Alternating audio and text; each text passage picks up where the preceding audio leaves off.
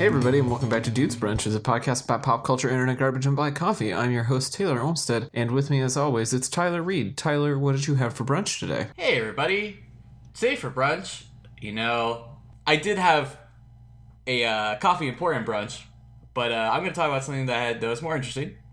I went to Kwan Hapa, which is a very nice sort of Asian fusion place, and I had a cauliflower sandwich. It had pickled red onions, some mushrooms, spinach, cashew aioli, and crispy onions. And it had a side of waffle fries with sriracha ketchup. And it's just simply the best.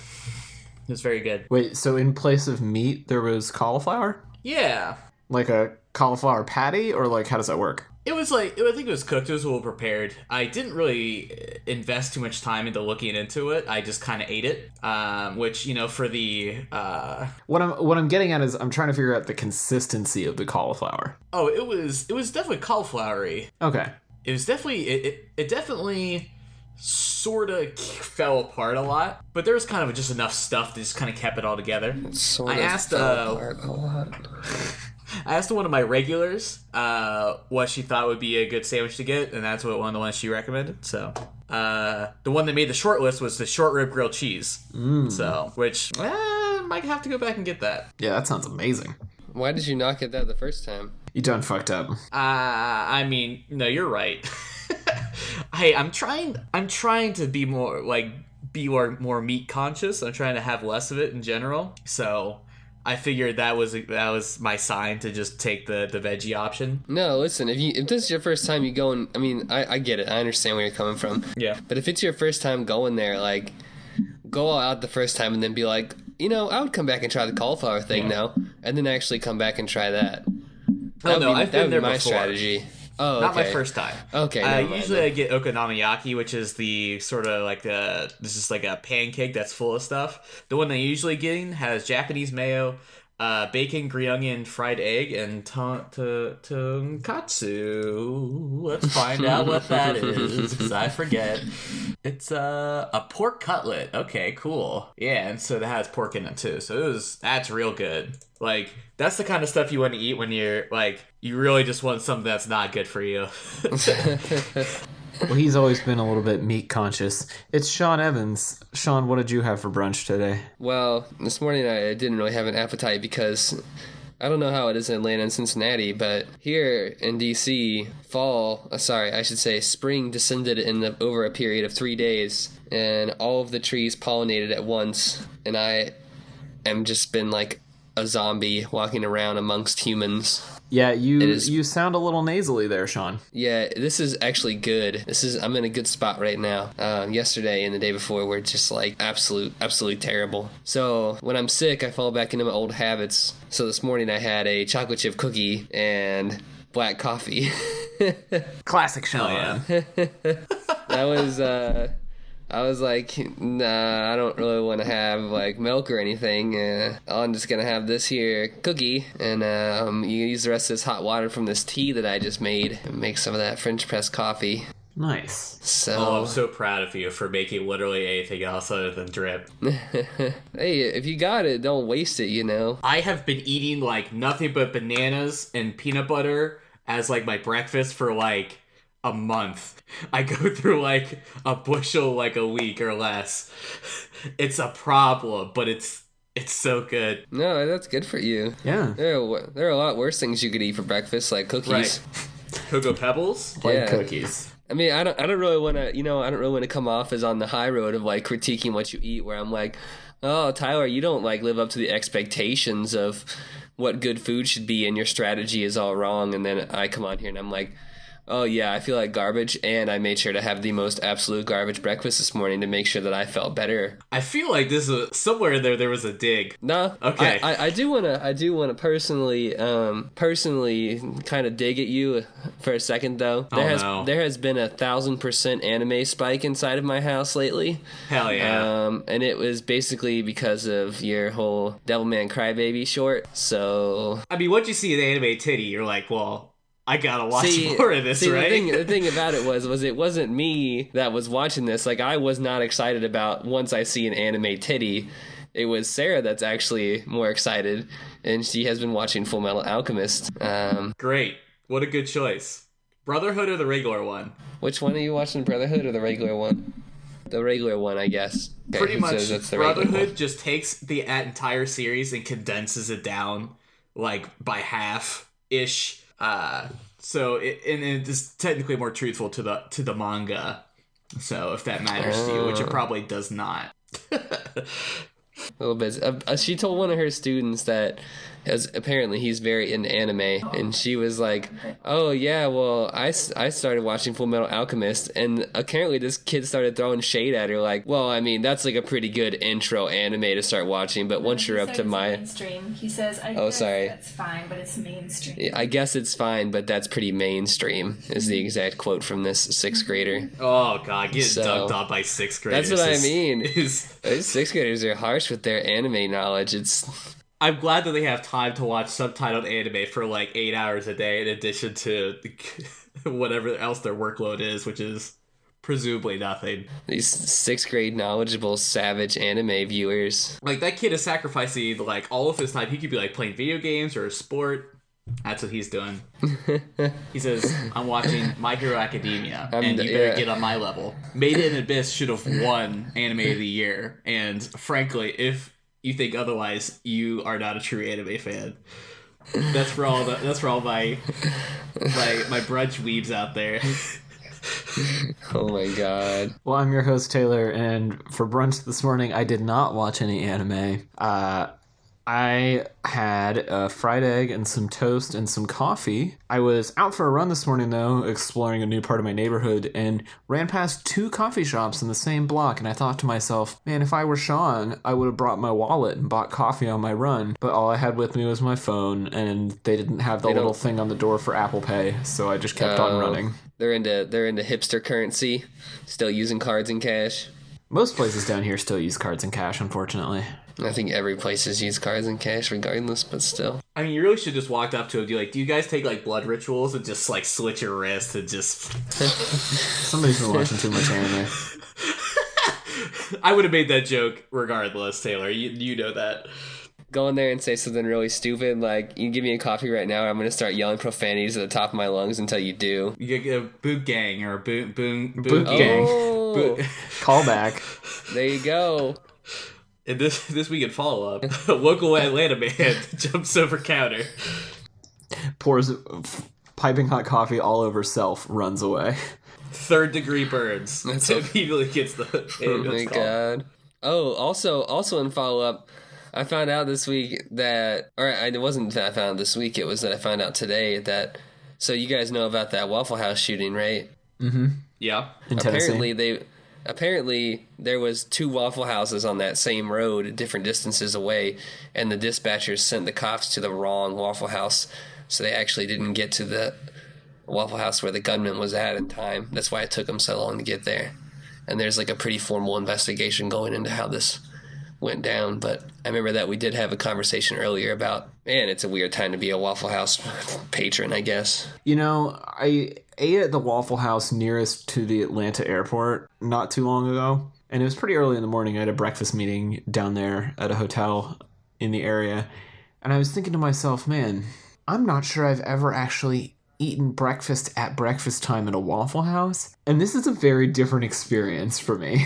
You know, one place that I really should have tried before I left Ohio, well, I guess we're still young, if we ever go back to OU. When you're coming down 77, this will be kind of bogus for you guys, the people that listen to this that live in northern Ohio. You come down 77 and you get on 50 west to go to Athens, and you pass this little tiny restaurant called the Mountaineer, and it's like, it looks like a Waffle House, but it's not. It's like a little 24-hour joint, and I always drove by it, and I was like, I should go in here. I mean, I'm probably going to get like weird looks because they're like, you don't look like somebody who would come to a restaurant like this, but still. I don't think anybody who works in a 24-hour diner has space to judge you for what you look like.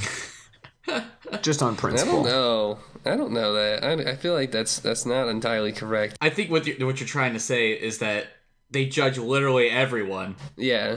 Well, yeah, it's got to be either they judge everybody or they judge nobody. There's no in between. Okay, Correct. Then they judge everybody. Yeah, that's fair. And now I will say, if if there's 3 Waffle Houses and they went to the wrong one, before this week I would have said, hey, that's crazy. How could they not? But I had to go on a special mission for work this week, where I had to go to Smith Road. Okay, so my boss sent me a text that had the location on it. I tapped that button because I'm gotta love technology. Went straight to Apple Maps, and I was like, all right, I gotta get there. I gotta get there right on time. This app took me to it was called Smith Road. It went to Granny Smith Road, 30 minutes out. Needless to say, I was late to the thing I was trying to get to. And I'm like, how did you just insert an entire other word into this road? And did you spell check it before you hit go? Now, hold on. Now, I know what you're saying. Tyler, why didn't you check any of this? Well, first of all, I didn't think technology would betray me like that. Well, that was your first fuck up. Right. Gotcha. Right. Second, I showed up and they were like, all right. They throw other stuff at me and they're like, all right, gotta go. I was like, okay.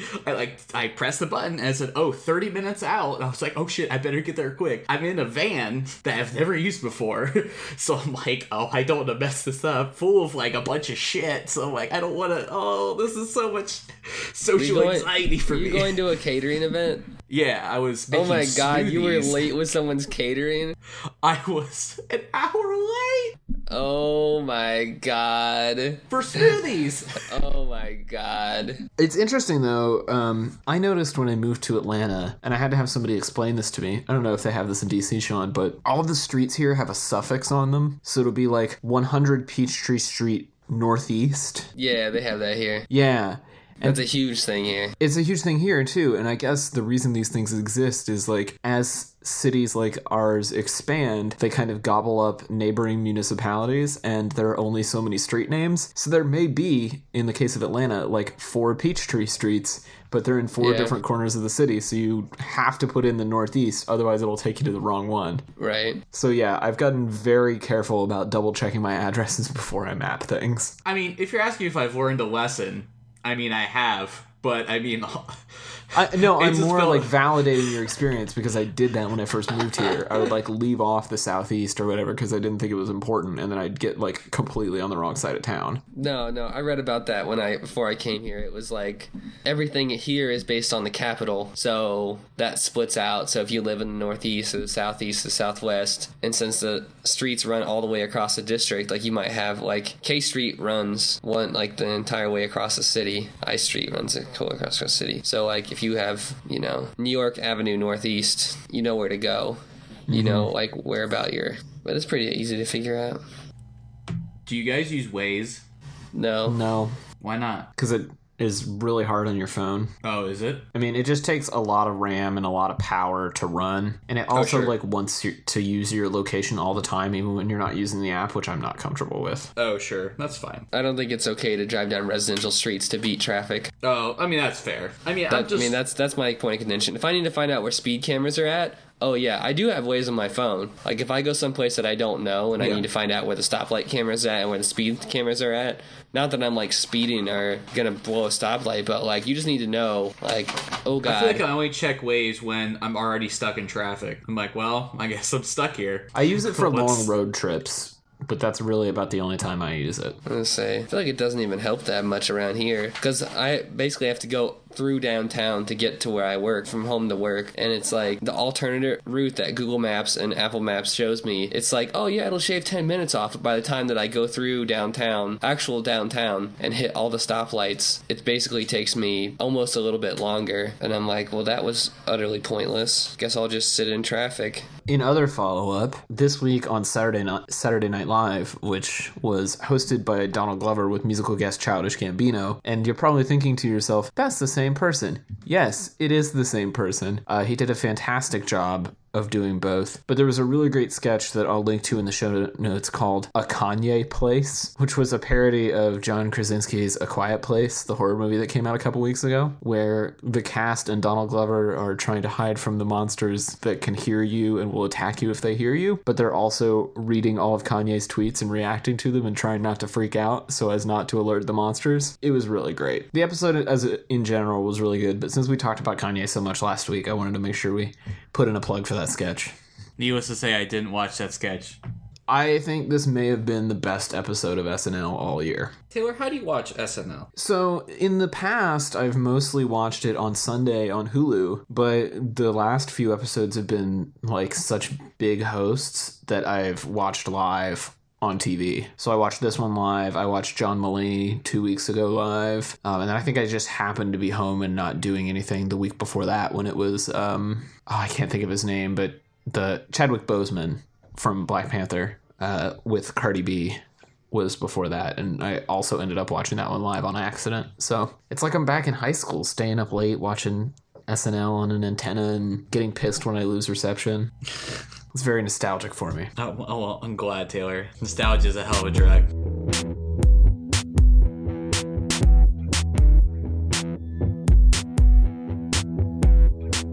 Speaking of that hell of a drug nostalgia, we decided that with all the new music coming out this month, we wanted to talk about an album that's 10 years old. We wanted to look back this week at one of, I would say, my favorite albums. I don't want to speak for you guys. The Raconteurs' second album, Consolers of the Lonely, which came out in March of 2008, so a little over 10 years ago. This is one that I know Sean and I listened to a lot. But I guess, Tyler, what was your exposure to this? Probably you liking it, and then, like, I don't want to say that I'm indifferent to Jack White and his endeavors, but, like, I never find myself, like, fully in love with it, and I usually end up just liking, like, the singles or whatever, and not really, like, digging into, like, a full album. I mean, that's... I feel like you gave me this album and I listened to it maybe a few times. Sure. Yeah. So my exposure to this album, I don't really remember whether I heard it first with Sean, but I know that I have listened to this more times in Sean's car than anywhere else on earth. So I guess, That's Sean, right. since you're largely responsible for this, how did you end up with this CD like permanently installed in your CD player? I think maybe about a week before this, I had purchased a greatest hits album of the White Stripes, and I was like, oh, Jack White, this guy's kind of cool. I should buy this album because he's on it too. Then I had it. Then it just stayed in because I was like, damn, this is good. This is really good. Yeah, it seemed like for upwards of maybe 5 years there, every time I got in your car, this was either in the CD player or Every time 5 years. or it was like in the jewel case in the door of your car, just waiting to be put back into the CD player. You remember that it wasn't until too long ago that I had a car that actually had you could control with a phone that you could hook your phone into. Yeah, you kept a lot of CDs in your car back then. Now my car doesn't even have a CD player, and I got all these stupid CDs. What am I gonna do with all these CDs? I guess I gotta buy a CD player. What do I do with all these music disc things? Well, And Sean, it was- you can't put your and it was vinyl still into in your there. car. And this album was still in there. When you bought your new car and you didn't have a CD player anymore? Yeah. Well, it's not in there anymore, but no, I still have it, yeah. That's awesome. So, to give the listeners a little bit of context, the Raconteurs were, I guess, a super group, you could call them. So it was Jack White, of course, probably the most famous member, singer-songwriter Brendan Benson, and then two members of Cincinnati garage rock band The Greenhornes, Jack Lawrence on bass and Patrick Keeler on drums. Jack Lawrence would go on to play bass for Jack White in The Dead Weather. And they had an album that came out before this, and the single from that album, Steady As She Goes, was really super popular when it came out. And I remember hearing that song, but not really fully understanding who this band was. I probably knew they were somehow connected to the White Stripes, but it wasn't until this album came out a year after the White Stripes broke up that I really kind of got into the Raconteurs. And it was this big deal, I remember, when it came out, because it was the first thing Jack White was doing after the White Stripes. Right. I feel like... And there were all these like conspiracy theories about how lyrics on the album were about him and Meg White fighting, and like I'm sure you could find some like live journal articles about the song Top Yourself, which is supposedly about Meg, and I doubt that that's actually true, but at the time we were all like picking through it like, what happened to the White Stripes? I feel like this album really kind of set the tone for what now I would consider Jack White's music to sound like. It's definitely more Dead Weather influenced as well, but the Raconteurs and the Dead Weather in combination with one another, I think really set the tone for what Jack's music sounds like today. Yeah, listening back to this, it's really hard to think about it like in the context of when it came out stylistically. But I was like looking at it and trying to figure out the timeline, and this came out a little less than a year after Icky Thump, which is kind of crazy when you like listen to how different these two albums are. I mean, yeah, they're still kind of blues, Americana rock, but like Icky Thump was kind of the pinnacle of White Stripes, like art rock, minimalism. There were some instruments other than guitar and drums on it. Like there was a lot of organ on that album, but for the most part, it was still just Jack and Meg. And then even the first Raconteurs album was pretty sparse, but you go into this one and it's like 3 or 5 guitar overdubs and organs and clavinets and like triple tracked vocals, and Right. there's just so much going on. Whew. Man, Taylor, you didn't know a lot about this album. I do. I was reading a lot about it this week because I was like coming back to it after a few years of not really thinking about it too much. But one of the things that I found kind of interesting in like the trivia parts of the Wikipedia article about it is that the album was basically released right after they finished it. They said it was something like 3 weeks after they completed it. They just put it out with no promotion, no singles ahead of time, no nothing. Which, You're talking about the original Raconteurs album? no, this one, the second one. Oh, okay. All right. And I feel like that kind of makes sense with the way I remember it, because I just kind of remember this album like appearing in my life. Like I don't really remember when it happened, but at some point or another I just had it. Let's see. Popular albums 2008. Let's find out what else was happening in 2008. Well, Metallica released a new album. the economy was taking a AC/DC big released a new album. downturn. Gas was continuing to rise and go through the roof. Taylor Olmsted was becoming a sophomore in high school. Sean was moving to Akron. Tyler was becoming a senior in marching band. Wow, that's right. Barack Right. Obama was in the final stages of becoming the next president of the United States. Wow, that really puts us in perspective. Shepard Fairey was being taken seriously as an artist. Pretty Odd came out that year, apparently. Wow, talk about a stark yeah. contrast with this album. Oh, were we supposed to be talking about music stuff? I mean, we can talk about whatever. I don't give a shit.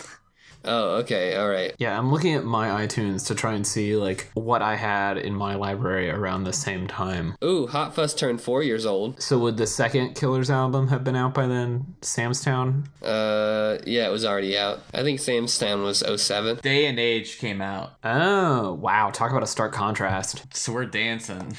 Yeah, all that synthy dancy Day and Age. Hey, remember when rock was like a relevant genre of music? Well, that's kind of why I want to talk about this album, because I feel like it was right towards the end of like the mid 2000s alt rock bubble. So you had Block Parties a Weekend in the City came out in 2008, Mars Volta's Bedlam and Goliath, like Tyler said, Killers Day and Age. The last Fall Out Boy album before the breakup, Folly Adieu, came out. Secret and Whisper's Great White Whale was Oh my 2008. god. What a specific album to call out.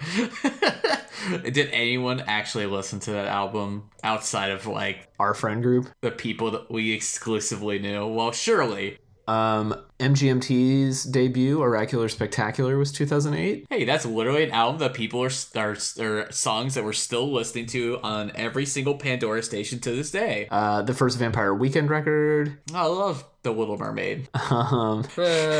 Weezer's Red Album. The Gaslight Anthem's debut record. Wait, Kanye West's 808 and Heartbreak. It's interesting looking at these albums. A lot of them are really synth heavy in comparison to what you hear on this Raconteurs record. They're either really synth heavy or they're really like complex, like that Mars Volta record. The closest thing I could compare it to would be Black Keys' Attack and Release, but even that was a very psychedelic album for the Black Keys. I don't know, maybe this roots rock on this record was just a little bit ahead, because it seemed like we started to get into that with like the folk revival in the late 2000s and early 2010s. I mean, there was a lot of heavy hitters that came out in 2008. Like, I mean, not that we give any, like, we do not care about AC/DC or Metallica or Guns N' Roses. Not in this context anyway. Right, but like, I mean, there was clearly some like more traditional rocks. I mean, like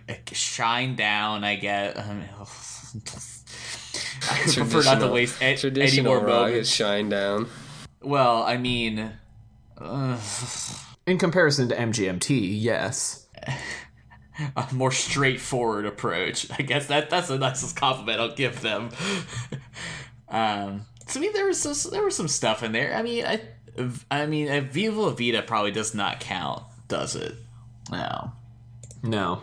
I mean, it was a huge record that year, but I mean, like, it's probably only gotten more electronic focus within, in the coming years, right? I mean, we're at a stage where... Yeah, I mean, even Jack White's work has gotten more electronic focused. Yeah. I feel like this album was, like, the closest to classic rock Jack White ever got. Like, there are parts of this album that sound like they're ripped right off of a Led Zeppelin record or, like, The Band or something. I don't know about that. I would get too excited. But yeah, I agree with that. And definitely the folk rock Jack White moves to Tennessee and buys a farm. That is definitely reflected on this album. Yeah, I think this was right around the time that he did that, isn't it? Yeah. And part of me wonders, too, I don't know, you read more of the fan theories than I ever have about this album, but if this album was actually was ever meant to be released... or if you think maybe it was just kind of a jam session. Well, I mean, I feel like they definitely wrote it, but then again, I feel when I say that, I'm kind of conflicted because when I listen to the Dead Weather, I feel like a lot of Dead Weather is spur of the moment feeling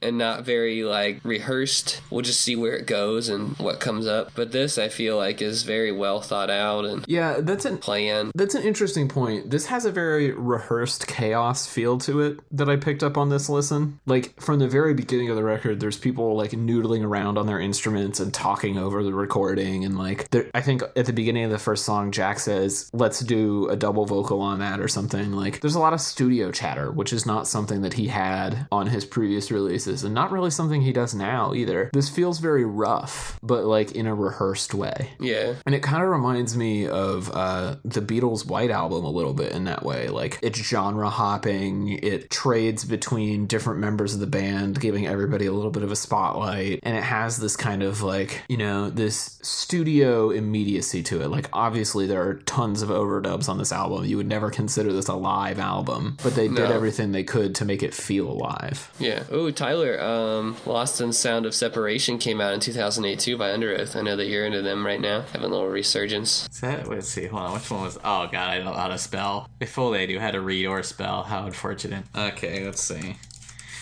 I mean, I'm only into it. I honestly, I stopped listening to that album and I decided to instead listen to the new Judas Priest album, which was very good.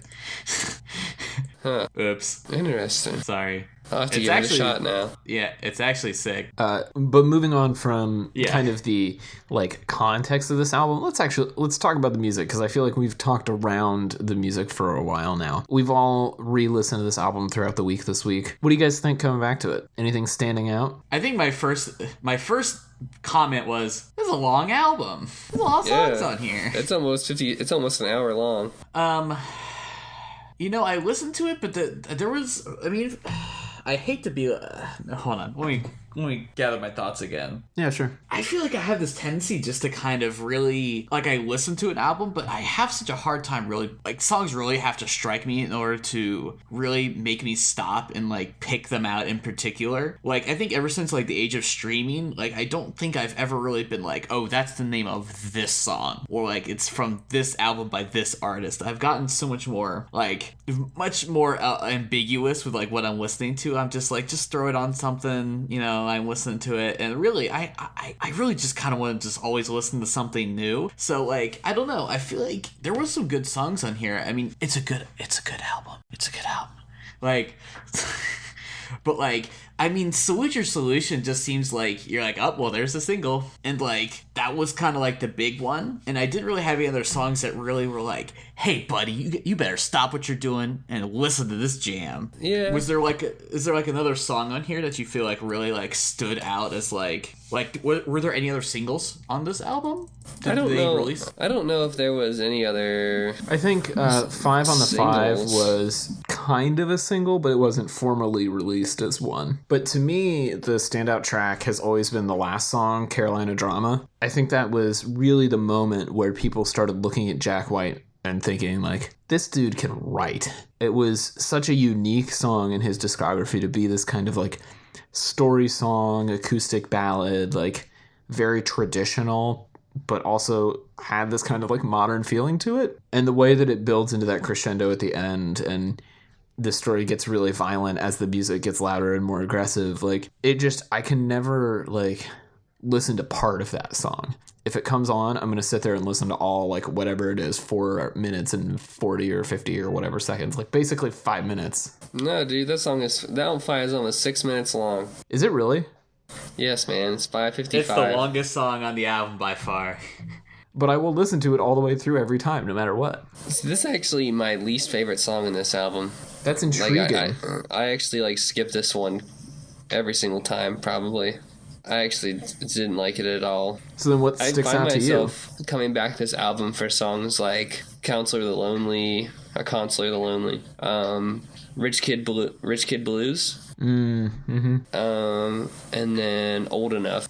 These are songs that I actually play on guitar. They're like that influential that I went out and learned them. For some reason, I feel like I have this like vivid memory of you either playing on guitar or like drumming on the steering wheel, the switch and the spur, and I don't know why. Oh hell yeah! Because this song, so when I got this, I was mainly playing drums. I was not playing guitar that much. And this album was very fun to play on drums because it's straight in some places and full of fun fills and different things to do. But it wasn't like any of the metal it wasn't like Secret and Whisper, like or like Mars Volta and Between the Buried and Me and.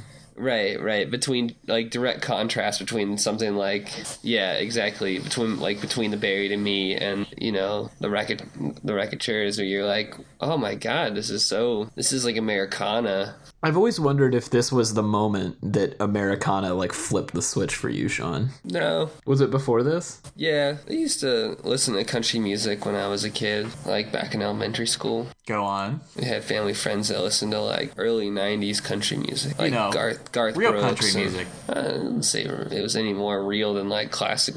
Listen to classic country music and listen to like 90s country music. Classic. It's funny when you get on like into Americana and like roots music stuff, and it's like classic country, and you're like, wow, this is pretty good. And then you listen to like modern country. I don't want to characterize all modern country as being bad, but it's like it's different. It's not the same. Radio country, maybe, is a better way of saying it. Yeah, it's not the same thing that it was in the day. Maybe that's why there's a bigger distinction now between Americana and country, but that's for a different show. But another quick side note on that, Sean, if you're looking for some good Americana right now, Red Tail Ring.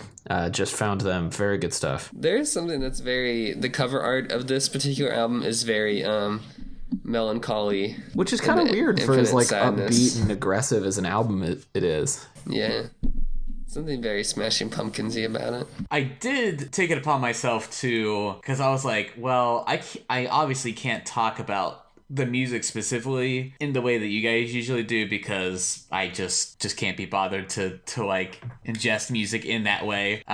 So I was like looking at the album covers, like I went on Discogs and I was like taking a look at like the album like packaging and stuff.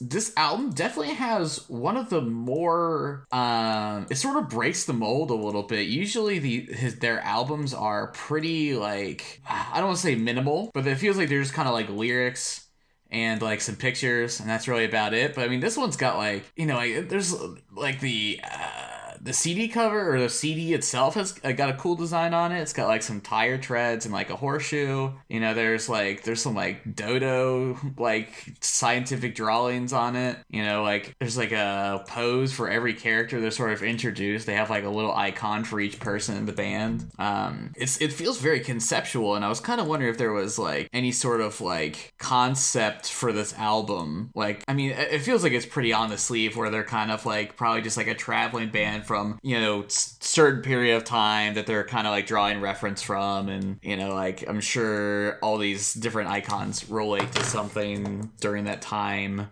but I don't know what else there is, like what could. Well, I think part of it is it's the influence of things like Led Zeppelin, where when you bought a Led Zeppelin album, like the physical object was as cool as the music that it housed. Like, the art for this has always reminded me of things like Led Zeppelin 4 and Physical Graffiti. And if you look back at the tour posters from this time, this was right around the time that Jack White started doing the like individual show screen prints that are like his big collector's item now. And so almost every show the Raconteurs played has a unique screen printed poster, and they all have this kind of like eccentric weirdo like scientific drawings and like historical photographs and stuff like that on them that, I don't know, it just feels very Led Zeppelin-y to me. Yeah. Except, you know, like old Americana stuff instead of like War of the Rings. Right, but it's still this like, there's an overall aesthetic of this like album cycle, and we're gonna lean into it on the t-shirts and the posters and the CD art and like all of it. Oh, like this one that has Lincoln's head on top of an eagle. Yeah, there's one that has Teddy Roosevelt, but he has vampire teeth instead of his regular teeth. Oh, I see. Oh, I like that. Right? Tight. Looking this Speaking up right of now. that, I feel like gig poster art is like, there's something about it that is so like, you can't give too much of a shit like when you're making it. Like, you just have to make something that looks cool, and especially if you can like juxtapose things together and you make it look like intentional.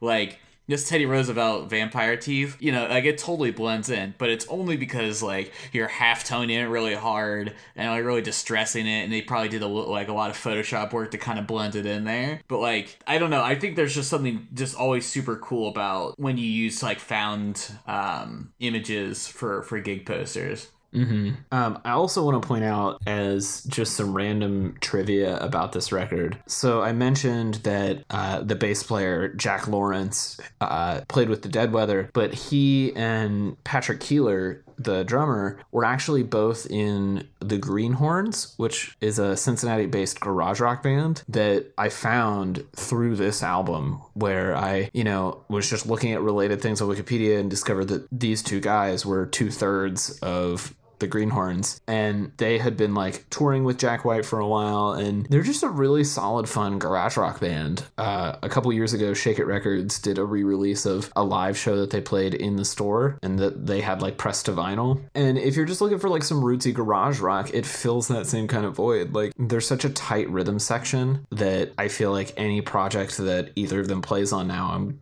gonna be all about. And then the other Dead Weather connection with this record is that Dean Fertita of Queens of the Stone Age actually plays clavinet, which is a kind of like keyboard instrument, all over this record. He's not credited as a member of the band, but he was just a friend of Jack's that played on this record and then eventually joined the Dead Weather. It seems like there's something about it like where it feels like there's not as many like sort of like super groups that really happen anymore, or maybe just none that I've really heard of. But it feels like if anything, Jack White's keeping alive that sort of mentality with his projects. Lots of collaboration and whatnot. Yeah, I think in the rock world, at least, you don't see it as much. I mean, obviously, like, the hip-hop and rap world is all about that, but you're right. Like, Jack White is really the only person right now who does that kind of stuff, but I feel like everyone, regardless of genre, like, wants to do something with Jack White, and this may have been like the beginning of that. Well, he's kind of made himself into his own little empire. Yeah, yeah, for sure. This wasn't even released on Third Man Records. I think he started the company like a year after this came out. That's what feels so weird about this album. I think that there was something about this album that was its own thing. Like, this was the event that was kind of the catalyst for Third Man. That would be interesting. I wonder if he's like ever given interviews about that. Like, there's just like a feeling, there's something that's like seems to be there. Well, and you notice too, even now that he's only doing solo stuff, he plays songs from this album on tour all the time. Oh, really? Yeah, and when that acoustic box set of his came out a couple years ago, it had a bunch of acoustic versions of songs from this album on it. It seems like this is one that he just like really looks back on fondly. And maybe you're right, maybe it's because it was kind of the catalyst moment for him. Yeah, this was like the first step in that direction of this is actually what I want to do. And Life Beyond the White Stripes. Yeah, like your first like branch out. But yeah, I mean, it's really interesting. I look at these two albums in comparison. Like the first album is an amazing 35 minutes long, and then the next one is 55. And like, that first one felt more that's like... just nuts. That first one felt much more like modern day Jack White, like 2000s, experimental, like weird instruments. And there's one song that has like Middle Eastern vibes to it. That's Broken Boy Soldier. But there's something like that one just never really gripped me in the way that this one did. Yeah. Hey, so I'm gonna be real for a second. I don't like Steady As She Goes. Ooh, Really? Controversial opinion. Jeez. Why? You know, I don't know. Sometimes songs just have a certain sound to them that just rub me the wrong way. Maybe it was also like, maybe the music video, maybe I just heard it too much. I don't know. Hold on, let me listen to it again. But I'm assuming both of you guys will very much like that song. Oh yeah, I always have. No worries. I think maybe it's the wow, wow. Oh, that lead there's- guitar. Yeah, I don't know. Sometimes I don't really like really straightforward kind of like. I'm trying. The band Spoon comes to mind when I say like how I feel or like. That song has a very like Spoon-esque groove to it. I would agree. Like it's just kind of like 4 or 5 like white dudes just playing like some pretty straightforward kind of like alternative rock kind of is like ugh. Where's the style? Where's the panache? You know, like where's the keyboard? You know, like but I don't know. Like I don't know. There's just something about it that just rubs me the wrong way. But I think Salute Your Solution I do enjoy, and I think I definitely like that. That better as a single. On the video, Jack's playing the drums. Which is weird because he doesn't play the drums on the album. And I think on the farm, they're on his farm. Oh wow, so he must have just moved to Tennessee. Yeah, the video is shot on his farm, it looks like. When did Icky Thump come out? Icky Thump came out in 2007. So the first Raconteurs album was 2006, then Icky Thump was 2007, and then this was 2008. And then this, huh? And then the documentary It Might Get Loud came out in 2009, and there are scenes from the tour for this album in that documentary. I feel like this may have been, like you were saying before, kind of the beginning of the modern Jack White, because that documentary was very much like, this is who Jack White is now. Well, even Icky Thump is filmed on the farm. So maybe he moved there a little bit earlier than that then. But Consolers of the Lonely was released on Warner Brothers Records, which is why it's not on Apple Music anymore. Part of me thinks too, looking at the philosophy of Jack White, that maybe the Raconteurs was this like new thing, because if you remember from It Might Get Loud, Jack talks about how he was going through this period where he wanted to make playing his music harder. So like if that meant putting the cymbal like another 2 inches away in the next show, that's what it took. Like if it meant like, and I don't want to put words into his mouth, but that seemed like a symptom of boredom. Yeah, I can see how if you're bored with the White Stripes, this album is like the cure for that boredom. Really, everything from the first Raconteurs album on, because Icky Thump was still pretty weird for a White Stripes record. And two, I think there's something that's like moving between these two bands. When you're in a 2-person band, it's you. Like, it's you and that person. There is you cannot hide. Like, you have to figure out, this is what the White Stripes and the Black Keys and early Black Keys did really, really well, and that's create depth with a very limited amount of things, you know, even more so than bands like, what's that English band called? Royal Blood. Or Slaves. Like, you have to create this depth that it's very difficult. It's very hard, but when you play in a bigger band, it's easy. It's already there. You can hide among it. There's so much depth on this album. Right. And I think maybe that's what's so different. Like, this might have been... I keep going back to this idea that this was like a huge turning point. Let's just be straight. Jack White is king of the fuzz pedal. Oh, yeah. No. Prince of the Big Muff. Billy Corgan is the king of Big Muff. For anybody who plays guitar, you'll understand that reference very quickly. I don't. But I think... Look it up. When you talk about Jack White getting bored... It sounds dangerous to look up. Part of the reason I wanted to come back to this album now is that his latest solo album, I think, is another one of these, like, Jack White is off doing something totally different and weird and new type of albums. And people have been talking about that one a lot, but I think this album is just as interesting and doesn't get as much play. And so I just really wanted to come back to it and wax nostalgic about one of my old favorites. Yeah, no, you're right. I'm glad you really enjoy this album, Taylor. Thanks, buddy. I mean, I'm although this isn't probably going to go into like my like common rotation of albums, but I feel like it's definitely something that I'll consider listening to, like, on purpose. Like, and that, you know, that's about as big a compliment as you can get. It's a good road trip album. I mean, I think at the end of the day, Jack White's legacy will be the White Stripes.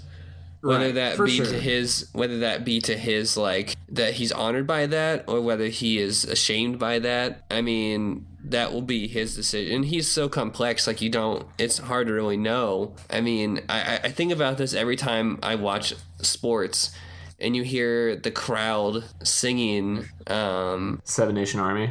no, not singing, but like, yeah, humming Seven Nation Army. And the whole, like, Jack's whole point in writing that, as he said, was to make as simple of a progression as he could that he liked. And now it's like one of the most easily recognizable songs in the world. Oh, yeah, It definitely. is never going to be forgotten. It is going to be playing in laser tag arenas for the rest of time. And soccer stadiums and football stadiums, and yeah. Right, anywhere.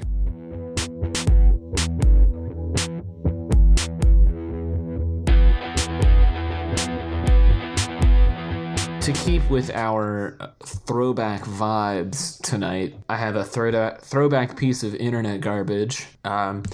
This video is just called This Is a Video, and it honestly seems like something that we would have made when we were in high school, around the time that we were listening to this Raconteurs record. I'm really upset it's not just the music video for Ants Marching. This is a little kid. Oh goodness.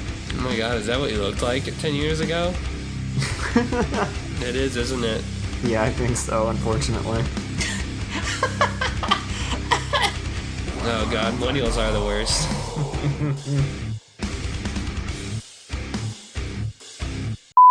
You know what's really funny? Craig and I had a song like this called Football. It sounded just like this. It was a simpler time, and in some ways it was a much more complex time, when we had weird, shaggy, asymmetrical haircuts and wore brightly colored skinny jeans with black t-shirts with names of bands that we probably didn't actually listen to. Hey, speak for yourself, bud. And you could make a screamo song about literally anything by just grinding a few chords and then yelling something barely intelligible. So, this is... Okay. Have you guys watched Michiri Neko, the one where it's a bunch of kitty cats dancing to like they're making a little marching song? No, and how is that related to this? Because what's funny is they're dancing, they're having a great time, but at a certain point in the video, they like, you know, they're all playing like different instruments, but sometimes they play like their guitar upside down, or they're like playing the pasta, you know, and it's kind of like in this video where some guy's playing like a water bottle or like a kitty cat. It just feels very silly, and it's kind of random. XD. I'm sorry. Did this Anyway. bring back lots of memories, Sean? Oh, definitely. See, it's funny when, like, yeah. I just have to say yeah, because I feel like, man, we did a lot of headbanging. We did, like, asymmetrical haircuts, cut off sleeves, shirts with some tight pants, gauges, late night Walmart runs. We also had like I said earlier, we also had a song, Greg and I, that was like, this is like a warm-up song that we would play for like 10 minutes straight. It was just like the same beat with maybe like a fill, like a 4-beat fill trade-off between the guitar and the drums every other 4, and then you became an you just did award-winning it to warm grindcore up. band, because that's all it takes. No, not really. But yeah, I mean, that's how everybody starts, you know, except for instead of it, this is a video, it's just called Football. And it was like fast and loud and gritty and overdriven. And then we stopped and we both yelled at the top of our lungs, "Football!" Did you also crabcore while you were doing that, or were you not No, swole because I was enough? sitting behind a drum set. But if I could, I would Tyler, have. can you explain crabcore? Maybe paint a visual picture for those in our audience who are either too young or too old to have known. Well, so you gotta get real low. Gotta get your legs real low to the ground. gotta squat almost. And then you just gotta take your guitar and you just gotta fucking just not even play it, but you just gotta slap your hand against it and just make sure it makes any sort of audible sound at all. And you just do that for a long time, and that was the whole genre of music. And that's when we realized the peak of like metal's hubris. It is funny that you bring that up because watching this video back, it reminds me of like a lot of bands during this period and in this style were just like making any kind of percussive noise that their instrument could make and then screaming over it. And we were like, yeah, that sounds like rock and roll music. Yeah, okay. This is tight as fuck. I'm into it. It's so good. Yeah, and I love, like, I realize they're doing kind of a parody bit here, but I like that they're, like, saying these dumb, very, like, high school XD random things, like, this is a little cat, and this is a toilet seat. Like, it just feels very on point for the kind of, like, dumb internet, like, proto-internet, high school male random humor thing that we had going on at the time. Tyler, I see that you have, shared a new link. What is this in my Skype chat? This is the music video for Attack Attack's song Stick Stickly, which you may be asking yourself, what the fuck does that title even mean? It's nostalgia. It's Nickelodeon, kids. Where back in the day when you could just literally make a song title anything, and that was it. You didn't have to be relevant to the song at all. And Attack Attack was also a meme in our circle, in which you have to say what you wish. Hey guys, do you like Attack Attack? That was coined by our I don't know, is Kevin still our pizza correspondent? I don't know. Our Kevin Vance who made that joke up. Well, and I never realized until recently that Attack Attack was actually from Ohio. I assumed they were like a known band, but they were just like a regional thing. Yeah, that makes a lot of sense. And they apparently, according to Wikipedia, spawned the crabcore phenomenon in this video for Stick Stickly. It all comes full circle. I'm glad that I knew exactly where to look for this. I was like, what's the best crabcore video? How is this so well produced? I mean, as well as you can produce screaming over percussive grindcore chords. No, it's actually pretty good. Like, dude, I've heard 10 times worse. It's kind of catchy, too. I forget why I like this stuff, why it was so fun to play. Well, first you get real angry, and then you get real sad. Then you get real angry again. Oh, they're doing the Running Man in this one. That's hilarious. Oh yeah, I just got to that part. We'll link to this video in the show notes as well to give you an idea of what the music actually sounded like at the time, so you can understand this is a video a little better. Because apparently this was regional. Like, what? Yeah, they're from Columbus, That's Ohio. crazy. It's really the hubris of youth, right? Of like, we just assumed that everyone was into this, but it was actually this tiny little thing that we only knew because we were like 2 degrees of separation away from the band.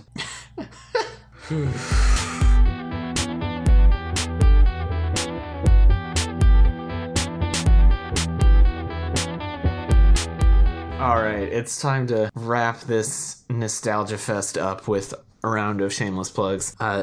Tyler, if people want to send you their new crabcore demos, where can they do that? Hey everybody, you can find my design illustration work at tylerdreed.com. And if you really want to send me those good crabcore videos, you can send me on socials as TDR Design on Instagram or Twitter. Sean, if people want your opinion on what the best gauges they can put in their ears are, where can they do that? They can hit me up at RealCashOtter on Twitter. And if you find yourself in a hot topic wondering whether or not you should buy those purple skinny jeans, immediately tweet at me at TC Olmstead so I can tell you not to. You can also read my webzine at tcolmstead.com, and of course you can like and follow the podcast on the socials. We're at Dudes Brunch. If you enjoyed this podcast episode and want to hear more coverage of Attack or anything else, really, you can leave us a review on iTunes. It helps people find the show. Other than that, thanks for listening, and we'll talk to you all next week on another episode of Dudes Brunch.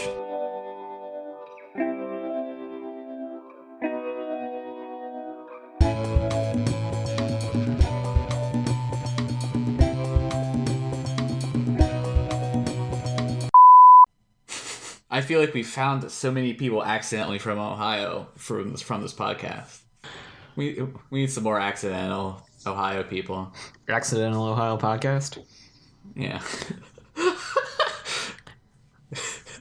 Hey, it's our new podcast.